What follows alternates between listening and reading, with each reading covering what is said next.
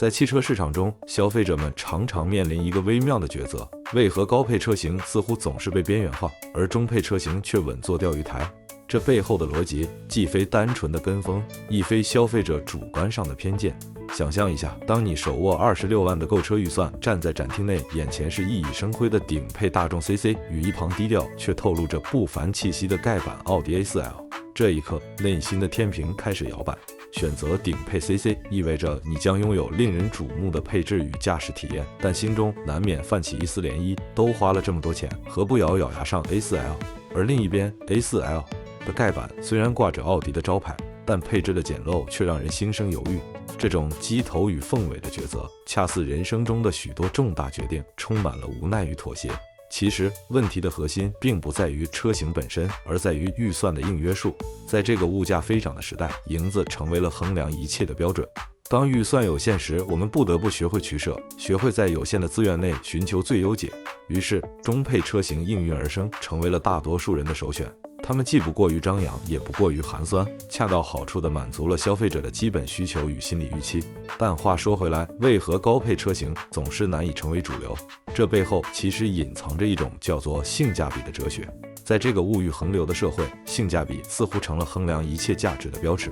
然而，真正有趣的是，性价比从来都不代表最好，它只是代表了在特定条件下最符合消费者心理预期的选择。想象一下，一盘价格昂贵的黑松露与一只普通的鸡腿放在你面前，你会选择哪个？答案不言而喻。同样，一双菲拉格慕的瓢鞋与一双达芙妮的瓢鞋相比，谁更有性价比？恐怕这也是个见仁见智的问题。再回到汽车领域，奔驰 C 与凯美瑞之间，谁才是性价比的王者？这取决于你的需求与预算。但无论如何，高配车型总是因为价格高昂而难以在性价比的天平上占据优势。那么，性价比究竟是什么呢？它更像是一种权衡的艺术，一种在有限条件下寻求最优解的智慧。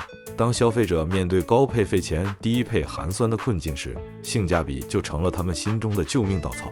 他们会告诉自己，虽然高配车型配置丰富，但很多功能可能一辈子都用不上；而低配车型虽然价格实惠，但配置过于简陋，使用起来难免捉襟见肘。于是，中配车型成了他们心中的理想之选。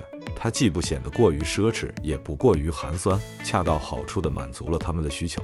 然而，鸡头与凤尾的博弈并未因此结束。那些追求驾驶品质与科技感的消费者，往往更倾向于选择高配车型。他们认为，车不仅仅是代步工具，更是生活品质的象征。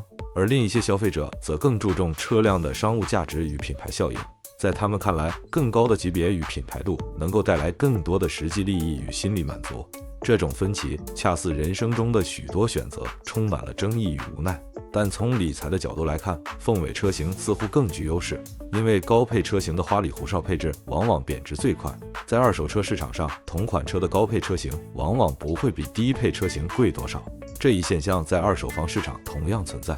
豪华的装修并不能让二手房的价格大幅提升，因此从长远来看，选择凤尾车型似乎更加明智。以26万的预算为例，是选择顶配 CC 还是盖板 A4L？ 这个问题困扰着无数消费者。顶配 CC 虽然配置丰富，驾驶体验出色，但价格高昂且贬值较快；而盖板 A4L 虽然配置简陋，但挂着奥迪的招牌且贬值较慢。同理，如果有35万元是买顶配的，2023款宝马 320Li 还是买2022款盖板宝马 525Li？ 当然，也有一部分消费者会选择顶配车型，这是他们的自由与权利，外人无权干涉或质疑。毕竟，在这个多元化的时代，每个人都有自己的生活方式与价值观。但总的来说，大多数消费者还是理性的，他们受制于预算与心理预期的双重限制，学会了在有限的资源内寻求最优解。他们放弃了高配车型的奢华与浮夸，选择了中配车型的实用与从容。这种选择虽然不够炫目，但却充满了智慧与理性。它告诉我们，在这个物欲横流的社会中，我们需要学会取舍，学会权衡。只有这样，我们才能在有限的资源内创造出最大的价值。而汽车市场中的中配车型正是这一智慧的体现。它们既不过于张扬，也不过于寒酸，恰到好处地满足了消费者的需求与预期。这就是大多数人的选择，从容而实用。感谢收看本期视频，有兴趣的给个免费的赞和关注，咱们下期见。